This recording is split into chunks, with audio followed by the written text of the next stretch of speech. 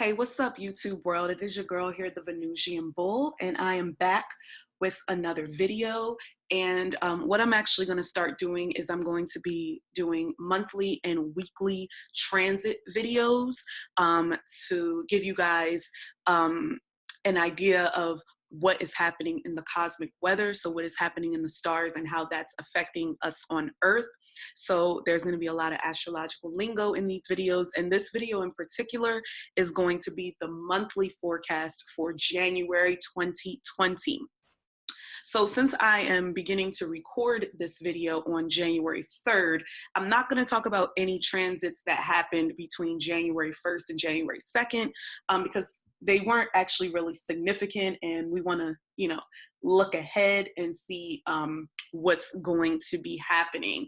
And I just want to let you know that there are a lot of people on YouTube who do transit videos and astrological forecast videos, so I'm not unique in this, but I am a student of astrology, and the more that I talk about astrology, the more that I interpret astrology, the more that I'm looking at charts, the more I'm looking at the planets and the transits, the better I get at astrology. So I do not say that I am an expert by any means, but you know what they always say, practice makes perfect. The more you do it, the better you get at it. So we're going to get right into this. Now, because this is the monthly forecast for January, I'm going to be doing a very, very, very high level review on these specific transits because I don't want this video to be too long, but I will go further in depth on the weekly transits, okay? The weekly transit videos, which are going to be starting on Sunday, January 5th. So be on the lookout for that. And also keep in mind, I am continuing my Planets in the Houses series. So right now I'm continuing to post one video a day for the planets in the second house. All the planets in the first house videos have already been posted. And so far, the planets in the second house videos that have been posted are the sun and the moon. So make sure you go check that out, as well as the other videos on my channel. All right, so let's get right into it. So, it's a new year. All right, so new things are happening. All right, so I just want to point this out that this isn't necessarily a transit, but we're looking at this chart right here, and this is a great website to kind of track transits. I really enjoy it. We're starting out the month of January with a lot of Capricorn energy here, okay? So this is all the Capricorn energy right here. So we got the sun, we got Mercury, we got Jupiter, we have Saturn, and we have Pluto. We also have the South Node because the North Node is in Cancer, so that means the South Node is in Capricorn, and that's also at 8 degrees, so it's conjunct Mercury right now. So with all of this Capricorn energy and the fact that it's Capricorn season, this is definitely a time to get down to business. This is a time to buckle down. This is a time to be disciplined. This is a time to basically really get your shit together, because we're about to be in for a whirlwind, especially when this Saturn-Pluto conjunction comes to fruition, which I'll discuss a little later on. But Capricorn energy is no joke. Capricorn energy is no nonsense. It's ruled by Saturn. So just know that you do have to, work hard for what you want so that you can get the rewards that you deserve. Otherwise, if Capricorn doesn't see you working hard, there's going to be consequences and repercussions that may come your way. They do see you working hard, you'll get very, very large rewards. Understand that Capricorn does represent karma. So there could be, trauma or things from your past that come up during this particular season. Okay, so I just wanted to point that out there. It's a lot of Capricorn energy going on. So if you notice people are a little bit more stern, meaner, authoritative, and things like that, and maybe Debbie Downers, party poopers, even a little bit depressed acting, that's because of all of this Capricorn energy, okay? And I'm not saying that, Capricorns, like individuals who are Capricorns, are mean and Debbie Downers. I'm talking about the energy of Capricorn. All of this is the energy of Capricorn. So you do notice that when signs go into when planets go into different signs, there is a different energy that espouses, okay? All right, so the first major transit that I wanted to discuss is Mars entering Sagittarius, okay? And I'm on the East Coast of the United States, so this happened around 4:37 a.m. this morning. All right, so Mars is right here. It just came out of the intensity and the determined kind of dark Scorpio energy, and it's entering the light. It's entering the light of Sagittarius. Now, Mars does really well in Scorpio as well because Mars does rule Scorpio. However, it's an intense kind of dark energy for Mars. And when Mars enters Sagittarius, it's like it's being set free. So you may feel the urge for a sudden need for freedom, you know, because Sagittarius is all about freedom. Mars is all about aggression and assertion and drive and being a go-getter. So this is a very good time to get things done, to put things in motion, especially with this Capricorn energy, because it's not going to let you go astray. Because Sagittarius energy can be kind of can get kind of displaced a little bit, but Mars and Sagittarius is very strong energy in terms of uh, getting your dreams accomplished and your goals and things like that. Sagittarius energy is all about learning.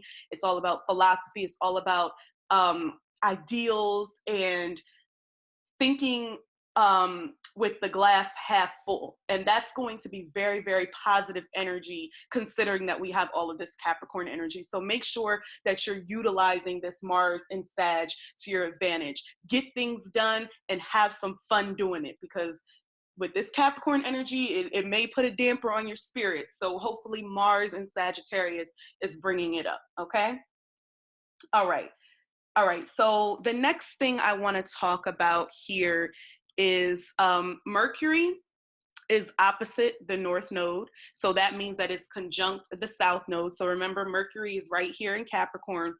So Mercury has to deal with communication, your thought process, short distance travel, the media, and the North Node represents purpose in this lifetime and what you need to aspire to, and the South Node represents what you kind of need to rid yourself from. So with Mercury directly conjunct the South Node, it's going to be a lot of thinking about business and how to provide and how to like keep your head above water, you know what I'm saying, and things like that for your family. And North Node in Cancer represents family, so it's going to be a lot of that tug of war this month, especially when it comes to your thought process and how you communicate with people in terms of family, work-life balance, your loved ones or your job, your loved ones or your business. It's going to be a lot of that. And it's going to be a lot of thinking about that, because Mercury has to deal with thought and logic, you know, and thought processes and things of that nature. So just be mindful that we're going to kind of have that push pull going on in reference to that with this transit. Okay, so the next major transit, we have Mars trine Chiron. So Mars is here in Sagittarius at the 1st degree, and then we have Chiron in Aries at the 1st degree.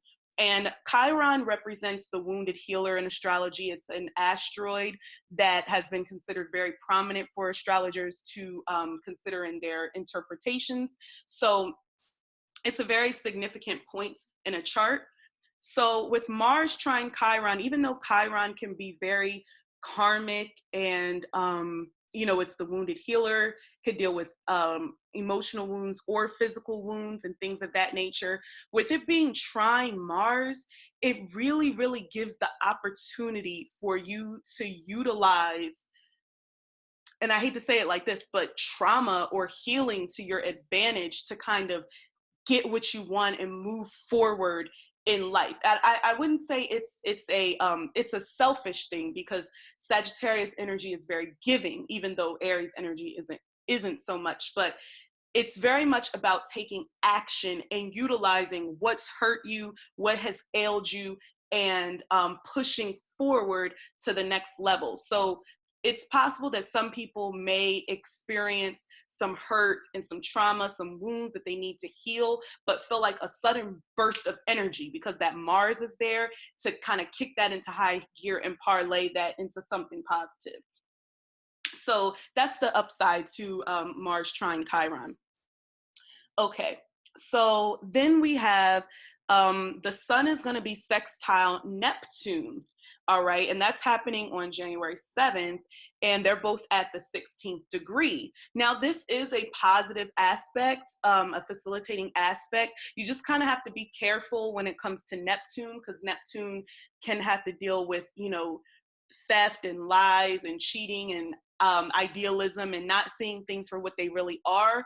But the really great positive things about Neptune and especially the sun together, it's it helps to heal, it helps with artistic pursuits. So if you're an artist, this is absolutely a great time to create things and things of that nature. It's a great time to practice whatever kind of metaphysical field you may be doing. Like I'm doing astrology right now, tarot, numerology, all of that type of stuff. It's a great time to practice that, candle work, candle magic, all of that great stuff. Or just, healing, people. Maybe you're a doctor or a nurse, maybe you're healing animals.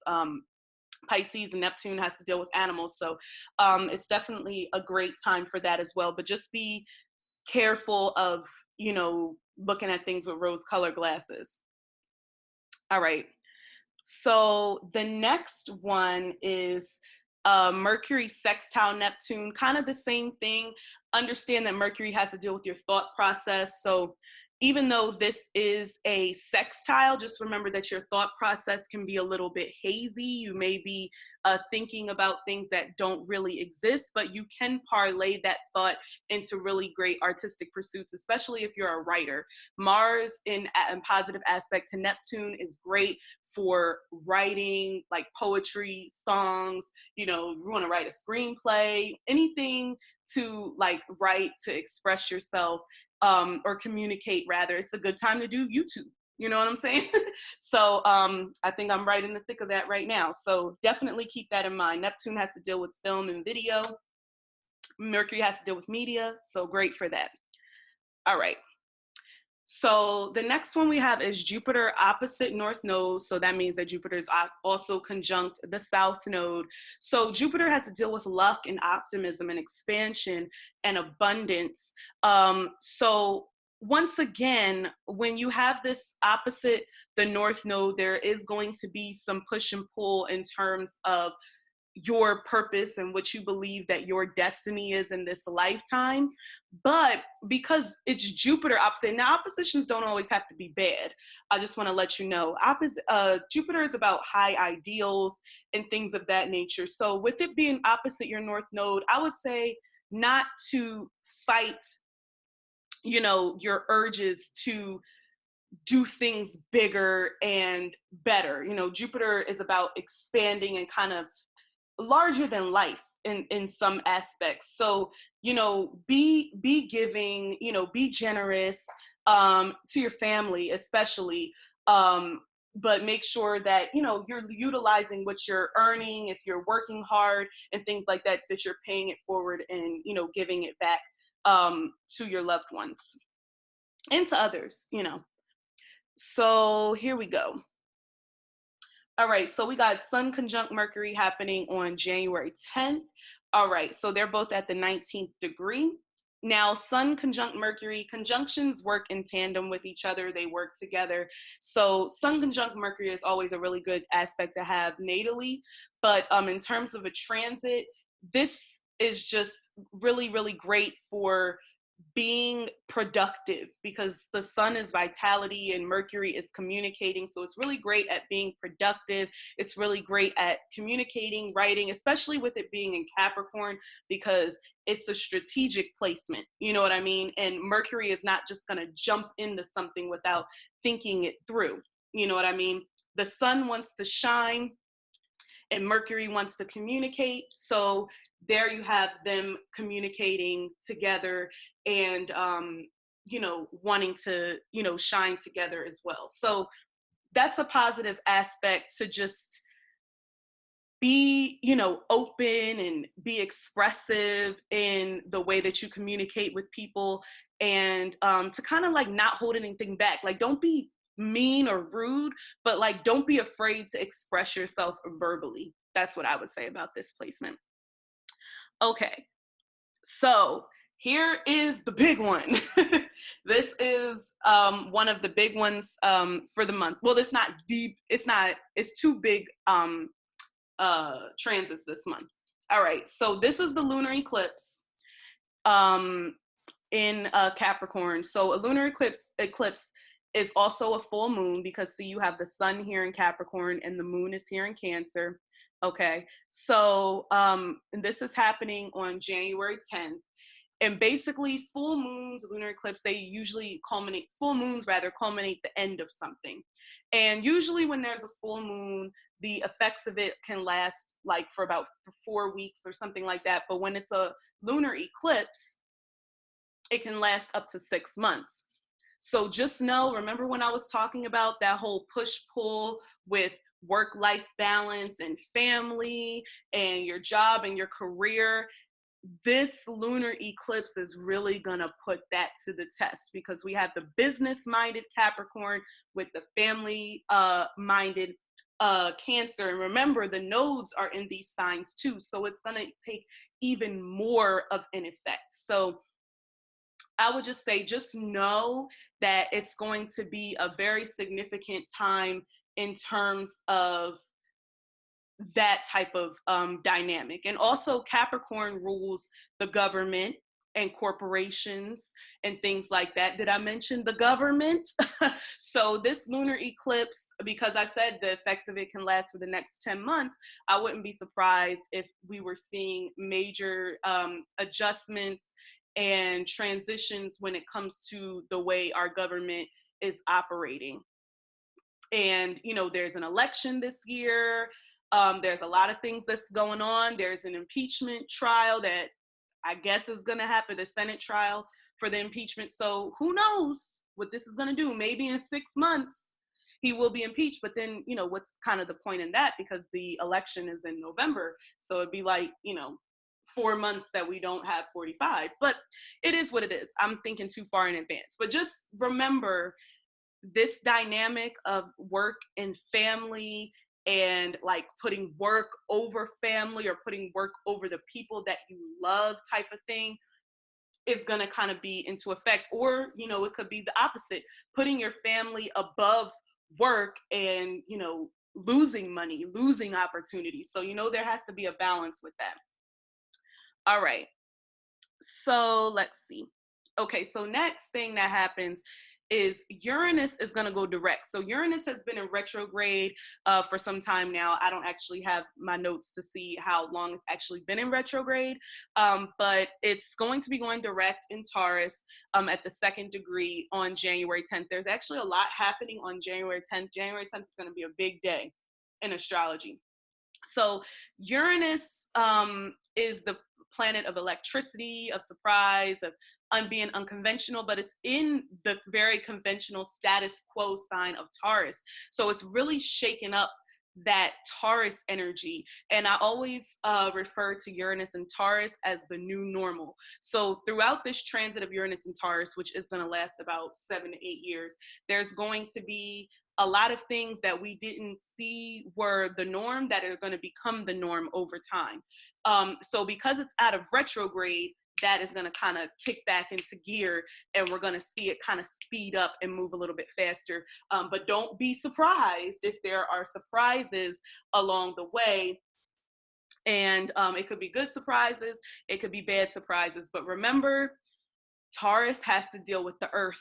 Taurus is grounded. Taurus is an earth sign. You know, there's a lot of talk about climate change and things of that nature. You know, the earth, environmental justice and everything like that. So I'm gonna just put that out there. It's gonna be, I can see there being a lot of issues happening with that, with Uranus and Taurus. But on the other side of it, certain things are going to become the new normal when it comes to our climate and the earth. Okay. So is this the big one? No, not quite. Okay. So we have Mercury conjunct Saturn in Capricorn happening on January 12th, and they're both at the 22nd degree. And as you can see, it's also conjunct Pluto, but we're going to get to that in a minute. Well, we're going to talk about that now since it's both together. But yeah, so thought process as far as Mercury is concerned, and the discipline and the work ethic of Saturn are conjunct. So this is actually really good for getting things done that are going to last. You know, Saturn is all about longevity and making things last. You know what I'm saying? Mercury is very quick, it's very quick on his feet. So Saturn being there is going to slow things down. Don't move too fast with it. We have to be strategic and we have to plan. It might not happen in a day. Rome wasn't built in a day. Saturn, somebody with heavy Saturn energy said this, okay? Or heavy Capricorn energy. All right, so keep that in mind, as well as Mercury being conjunct Pluto. This is a very powerful mind. This may be some instances where you may feel like some people can kind of read your mind or read your feelings and things like that. It's a very intense kind of energy, especially when it comes to communication and thought process. So just be aware to not, you know, kind of say things that are gonna, you know, hit below the belt or anything like that. All right. Okay, so here's the big one. I thought this was happening on the 10th, but it's exact on the 12th. So we have the ever popular Saturn conjunct Pluto. Now, if you're in the astrological community and you've been looking at videos, people have been talking about this for at least a year. The big Saturn Pluto 2020 conjunction. This is a big deal because this conjunction like does not happen often. It's probably been years. I wish I would have looked it up beforehand. Actually, I'm gonna look it up now because I want to put it in perspective to how often this happens, because these are both outer planets, especially Pluto. It takes about 14 years for it to go through a sign. So okay, well, it doesn't tell me the last one, but it says the next time there's going to be a Saturn Pluto conjunction is going to be in 2052. So that's in another, like, what, 32 years. So that's just to tell you how often this seems like it's too soon. Okay, well, we're going to move on from that because this is going to take too long. So basically, this major Saturn-Pluto conjunction is really going to shake a lot of things up, because Saturn and Pluto, they're both very, very powerful planets that have to deal with karma and transformation and retribution, and they both kind of represent death and destruction and things of that nature. I would say they both, in their own way, I've been told that Pluto represents death and Saturn represents the devil.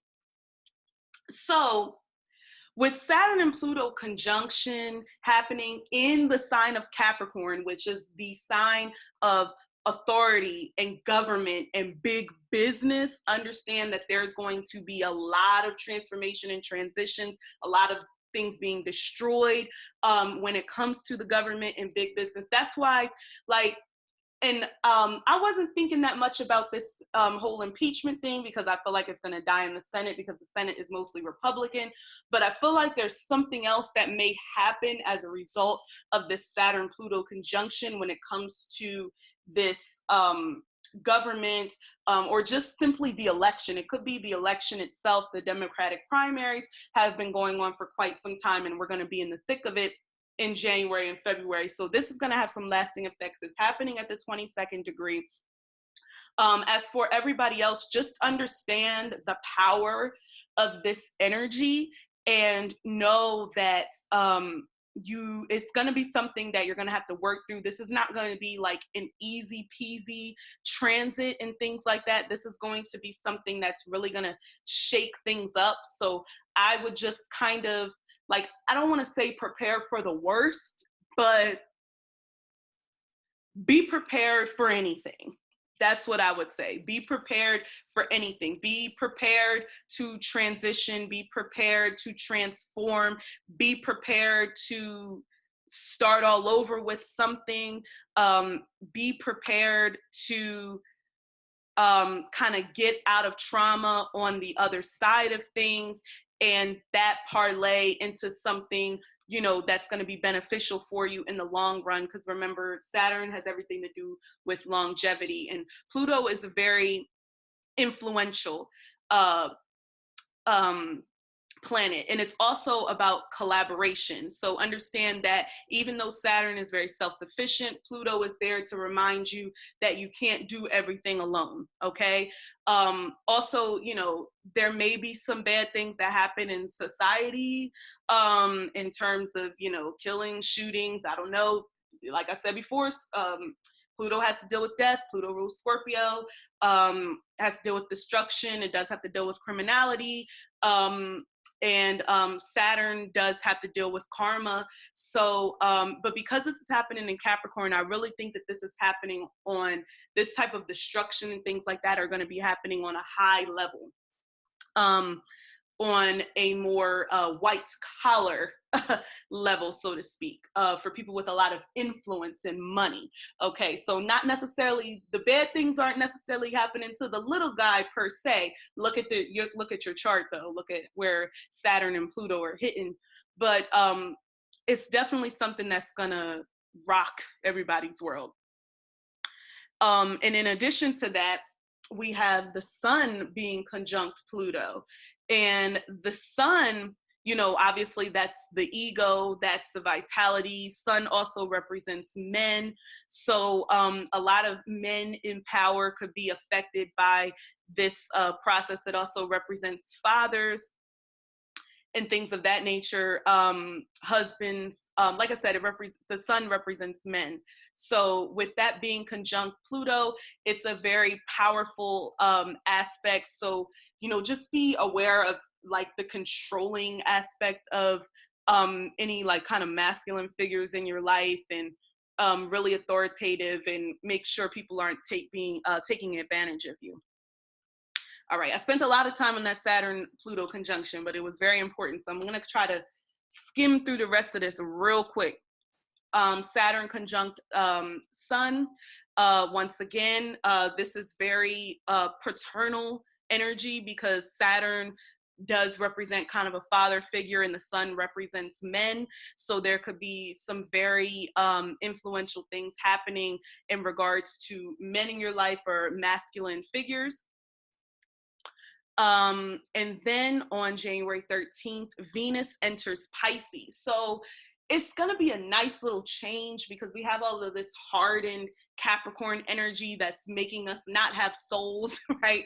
But then you have Venus entering Pisces, and Venus is exalted in Pisces, and Venus is all about love and beauty and pleasure and relationships and the arts and peace and harmony. And when it's in Pisces, it's the most compassionate, it's the most romantic, it's the most loving, it's the most beautiful placement that it can be. So it's gonna kind of lighten up a little bit of that Capricorn energy. So when Venus goes into Pisces, you may notice that there may be some light at the end of the tunnel, at least in terms of you feeling good, like you're feeling beautiful, or you're feeling peaceful, no matter what that is that you're doing. You may want to play some music, you may want to write a song, you may want to go to the beach and listen to, well, it's wintertime. For those of you who don't live in places that have 4 seasons, you may want to go to the pool. Shoot, you can go to indoor pool or something like that. Something that's calming, you know, it may promote you to want to do those types of things. All right, so Venus sextile Uranus is happening on January 15th at the 2nd degree. So that's a really nice aspect to kind of put things in motion, because Venus and Pisces can be kind of stagnant with actually doing stuff, and that Uranus is going to kind of jolt you into kind of getting something done, usually on the artistic plane or healing plane or something like that. So even if you've been, you know, thinking about going to a therapist, or you've been thinking about, I should say more along the lines of putting your arts to the forefront. So this is more like putting something on YouTube, or putting something for sale, like music or art. You're finally going out to audition for that dance company or something along those lines. It may give off that energy. All right, so then on January 16th, Mercury moves into the sign of Aquarius. And Mercury is actually exalted in Aquarius. So this is actually a really great placement for Mercury.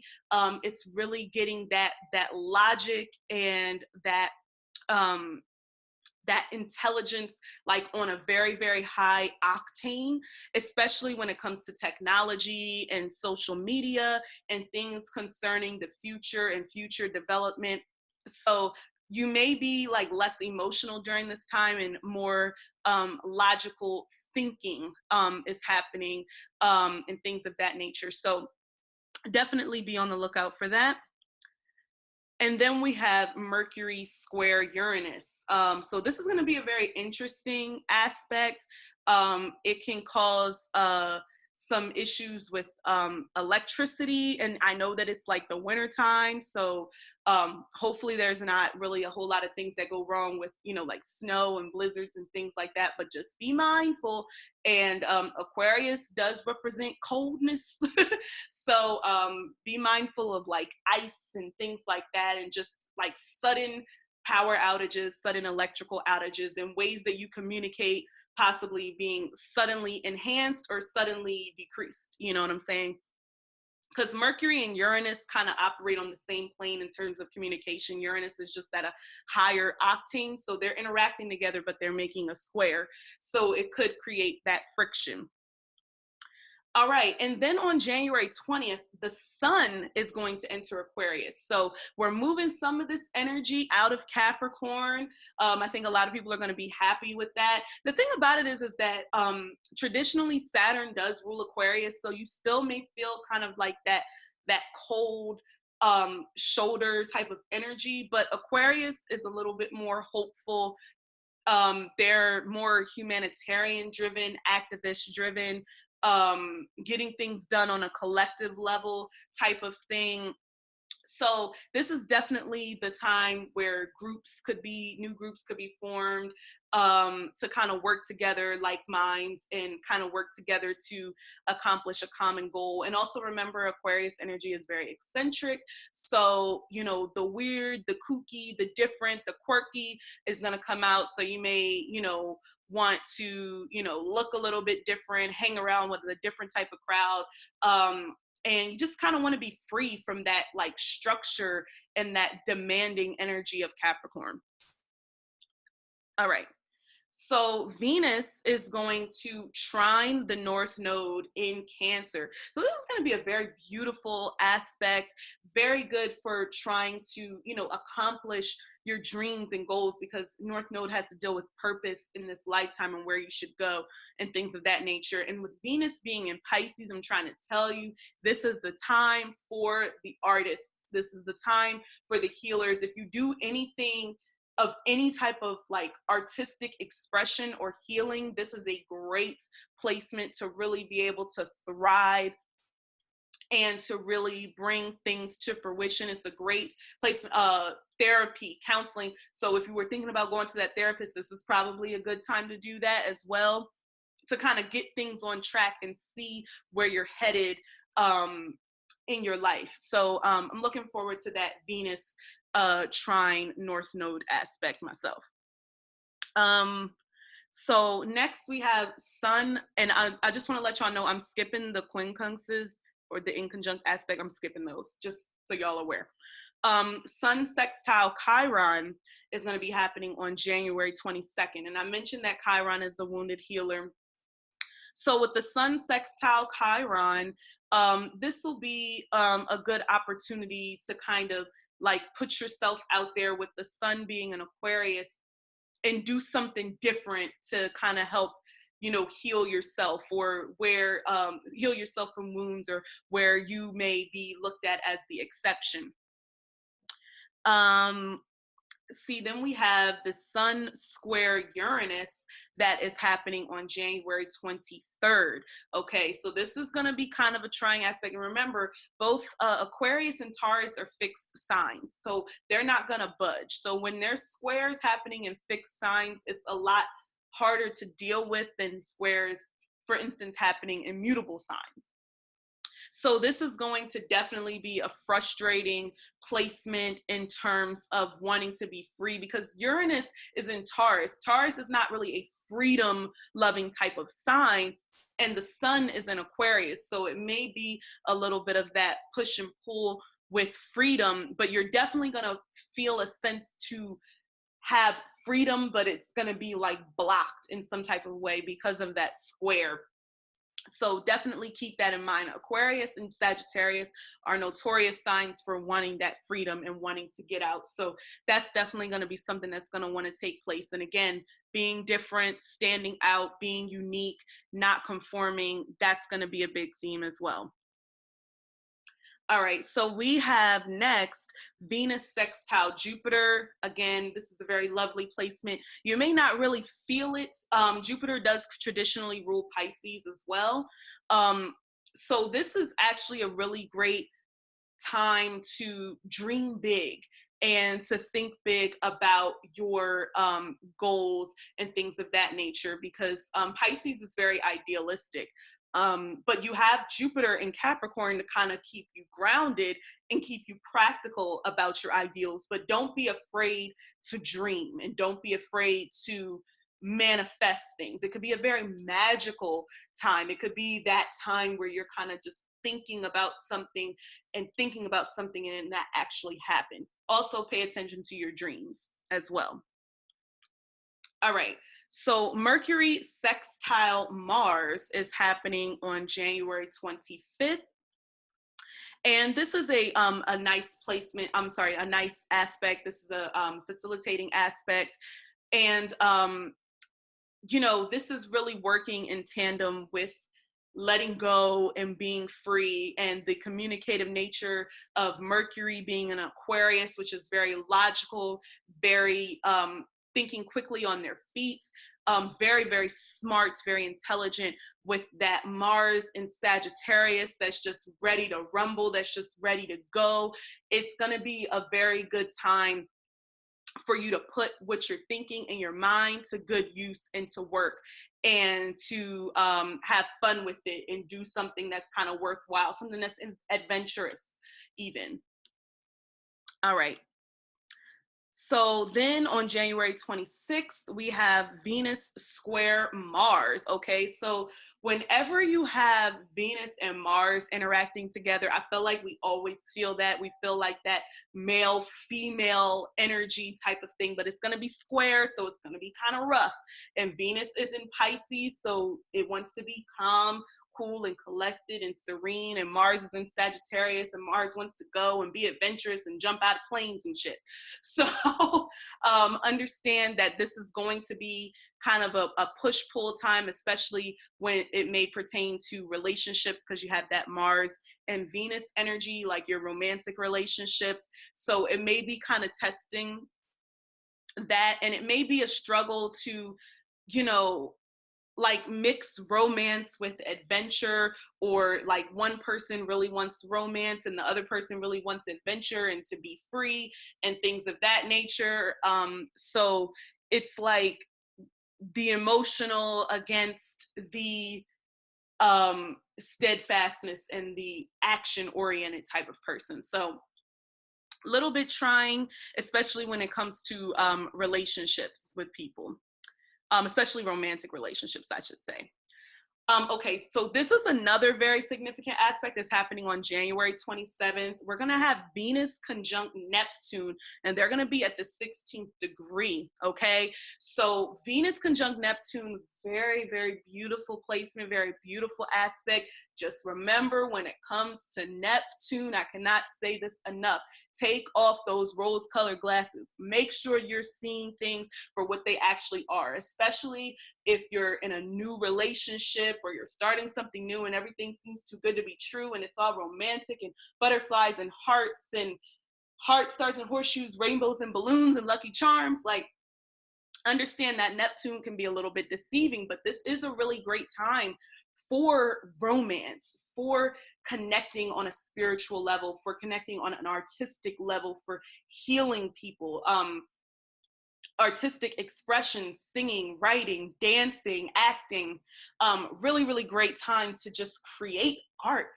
You know, it's perfect time for that. So make sure you channel that energy into something positive. And also remember, Pisces energy and Neptune energy can be very addictive. So watch out for the drinking and the drugs and all of that type of stuff. All right. So Mars square Neptune, I think this is the last transit of the month. Mars square Neptune is happening on January 28th. All right. So once again, remember what I said about Neptune can be deceiving, especially when it's coming to this square. So you just had this beautiful transit with Venus conjunct Neptune, but now you got this harsh aspect with Mars square Neptune. So you're definitely going to be fighting against the real and the fantasy and what is actually tangible and what you can go get versus the spiritual and like what's kind of like in the stars. So that Mars square Neptune can kind of halt you in your pursuits of getting things done and that action that needs to take place to get most things done. So don't let that bring you down. Don't let that bring your energy down. You may feel depressed. That's when you may pick up that bottle. You know what I'm saying? So try to get that out of the head. Try to remember, you know, Venus isn't that far away from Neptune. It's still right there. So think about that and think about positivity. Think about bringing yourself out of that rut and getting yourself back on track, because that Mars square Neptune can kind of, it can make you like weak, not in terms of like physically weak, but like not wanting to do anything, like not wanting to go on, like feeling like the weight of the world is on your shoulders and like I can't move, I can't do anything type of thing. Oh, and be cautious of losing things, because Neptune has Neptune can rule, you know, theft or just loss, like just losing stuff, losing, you know, keys, or maybe Mars has Mars square Neptune, Mars in Sagittarius deals with international travel. So hold on to your passports, y'all. That's all I got to say about that. You know, things like that. So you got to keep that in mind when you're looking at the transits. Okay. All right, so that was the last transit to happen in this month in January. I did not have a timer going on, so I do not know how long this video was. Hopefully it wasn't too long. Hopefully I kept you guys engaged. And let me know if you like this, because I do plan on continuing to do it. But if you guys didn't enjoy this, then maybe I won't. But I'm going to at least do this month and do the weekly forecast and see where that lands me. So thanks so much, and I will see you in the next video.